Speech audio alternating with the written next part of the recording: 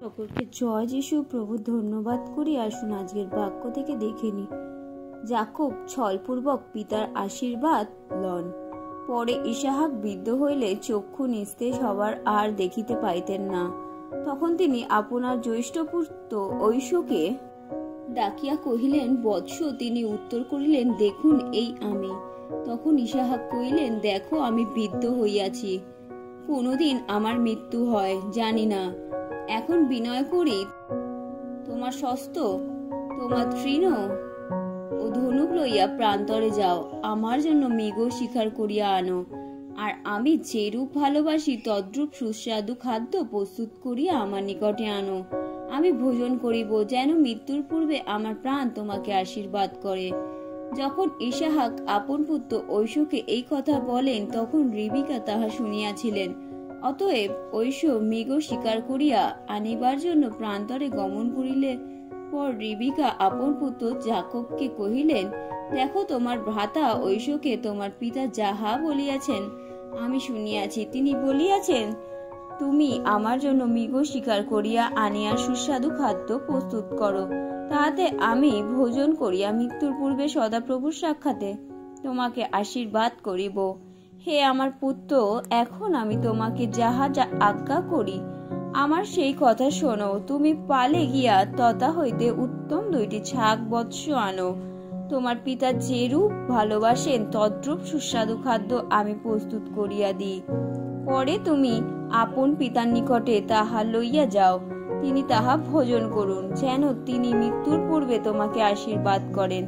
তখন যাকব আপন মাতা রিবিকাকে কহিলেন, দেখো আমার ভ্রাতা ঐশ লোমশ, কিন্তু আমি নির্লোম। কি জানি আমি পিতা আমাকে স্পর্শ করিবেন, আর আমি তাহার দৃষ্টিতে প্রবঞ্চক বলিয়া গণ্য হইব। তাহা হইলে আমি আমার প্রতি আশীর্বাদ না বর্তাইয়া অভিশাপ বর্তাইব। কিন্তু তাহার মাতা কহিলেন, বৎস, সেই অভিশাপ আমাতেই বর্তুক, কেবল আমার কথা শোনো, ছাগ বৎস লইয়া আসো। পরে যাকব গিয়া তাহা লইয়া মাতার নিকটে আনিলেন, আর তাহার পিতা যে রূপ ভালোবাসিতেন মাতা সেই রূপ সুস্বাদু খাদ্য প্রস্তুত করিলেন। আর ঘরে আপনার কাছে জ্যৈষ্ঠ পুত্র ঐশ্বর যে মনোহর বস্ত্র ছিল, রিবিকা তাহা লইয়া কনিষ্ঠ পুত্র যাকবকে পরাইয়া দিলেন, আর ওই 2 ছাগ বৎসের চর্ম লইয়া তাহার হস্তে ও গলদেশে নির্লোম স্থানে জড়াইয়া দিলেন। আর তিনি যে সুস্বাদু খাদ্য রুটি পাক করিয়াছিলেন তাহা তাহার পুত্র যাকবের হস্তে দিলেন। পরে তিনি আপন পিতার নিকট গিয়া কহিলেন, পিত। তিনি উত্তর করিলেন, দেখো এই আমি। বৎস, তুমি কে? যাকব আপন পিতাকে কহিলেন, আমি আপনার জ্যৈষ্ঠ পুত্র ঐশ। আপনি আমাকে যাহা আজ্ঞা করিয়াছিলেন তাহা করিয়াছি। বিনয় করি আপনি উঠিয়া বসিয়া আমার আনিত মৃগ মাংস ভোজন করুন, যেন আপনার প্রাণ আমাকে আশীর্বাদ করে। তখন ইসাহাক আপন পুত্রকে কহিলেন, বৎস, কেমন করিয়া এত শীঘ্র উহা পাইলে? তিনি কহিলেন, আমার ঈশ্বর সদাপ্রভু আমার সম্মুখে শুভ ফল উপস্থিত করিলেন। ইসাহাক যাকবকে কহিলেন, বৎস, নিকটে আইসো, আমি তোমাকে স্পর্শ করিয়া বুঝি তুমি নিশ্চয়ই আমার পুত্র ঐশ কিনা। তখন যাকব আপন পিতা ইসাহাকের নিকটে গেলে তিনি তাহাকে স্পর্শ করিয়া কহিলেন, স্বরত যাকবের স্বর, কিন্তু হস্ত ঐশের হস্ত। বাস্তবিক তিনি তাহাকে চিনিতে পারিলেন না, কারণ ভাতা ঐশের হস্তের ন্যায় তাহার হস্ত লোমযুক্ত ছিল। অতএব তিনি তাহাকে আশীর্বাদ করিলেন। তিনি কহিলেন, তুমি কি নিশ্চয় আমার পুত্র ঐশ?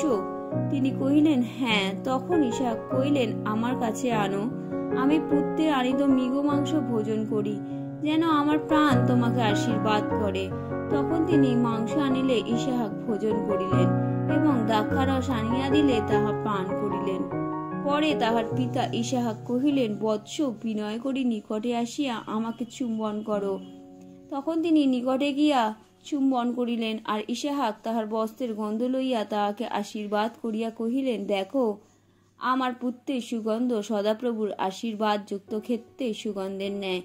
ঈশ্বর আকাশের শিশির হইতে ও ভূমি সরস্বতা হইতে তোমাকে দিন, প্রচুর শস্য দ্রাক্ষারস তোমাকে দিন, লোকবৃন্দ তোমার দাস হোক, জাতিগণ তোমার কাছে প্রণিপাত করুক। তুমি আপন জ্ঞাতিদের কর্তা হও। তোমার মাতৃপুত্রেরা তোমার কাছে প্রণিপাত করুক। যে কেউ তোমাকে অভিশাপ দেয় সে অভিশপ্ত হোক, যে কেউ তোমাকে আশীর্বাদ করে সে আশীর্বাদ যুক্ত হোক। ইসাহাক যখন যাকবের প্রতি আশীর্বাদ শেষ করিলেন, তখন যাকব আপন পিতা ইসাহাকের সম্মুখ হইতে যাইতে না যাইতেই তাহার ভাতা ঐশ মিগড়িয়া করিয়া ঘরে আসিলেন। তিনিও সুস্বাদু খাদ্য প্রস্তুত করিয়া পিতার নিকটে আনিয়া কহিলেন, পিতু, আপনি উঠিয়া পুত্রের আনিত মৃগ মাংস ভোজন করুন, যেন আপনার প্রাণ আমাকে আশীর্বাদ করে। তখন তাহার পিতা ইসাহাক কহিলেন, তুমি কে? তিনি কহিলেন, আমি আপনার জ্যৈষ্ঠ পুত্র ঐশ্য। তখন ইসাহাক মহাকম্পনে অতিশয় কম্পিত হইয়া কহিলেন, তবে সে কে যে মিগিয়া করিয়া আমার নিকটে মৃগ মাংস আনিয়াছিল? আমি তোমার আশীর্বাদ পূর্বেই তাহা ভোজন করিয়া তাহাকে আশীর্বাদ করিয়াছি, আর সেই আশীর্বাদ যুক্ত থাকিবে।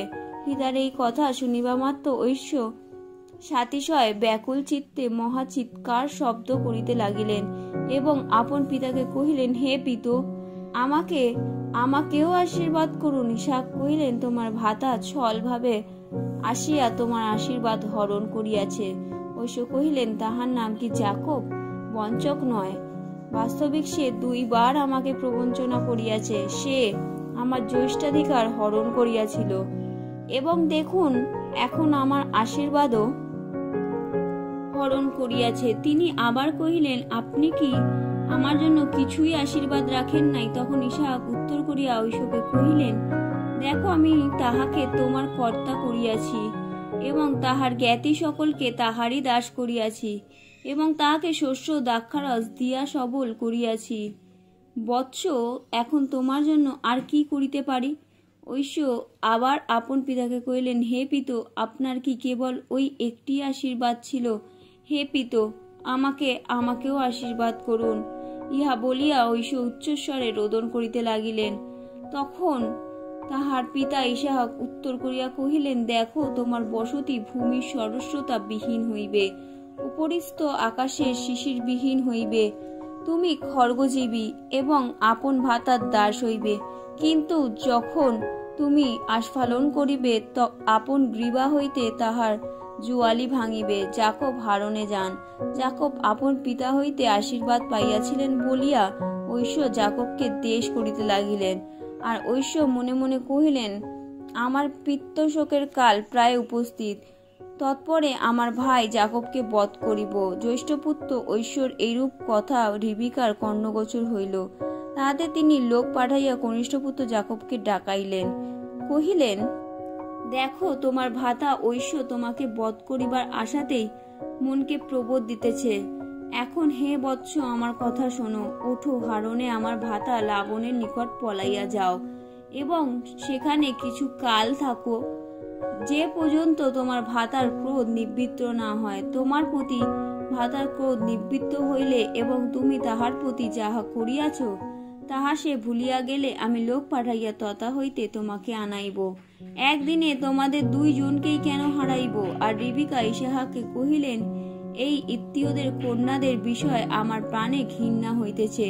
যদি যাকবও ইহাদের মতো কোন ইত্রীয় কন্যাকে এদেশীয় কন্যাদের মধ্যে কোন কন্যাকে বিবাহ করে, তবে প্রাণ ধারণে আমার কি লাভ? আমেন।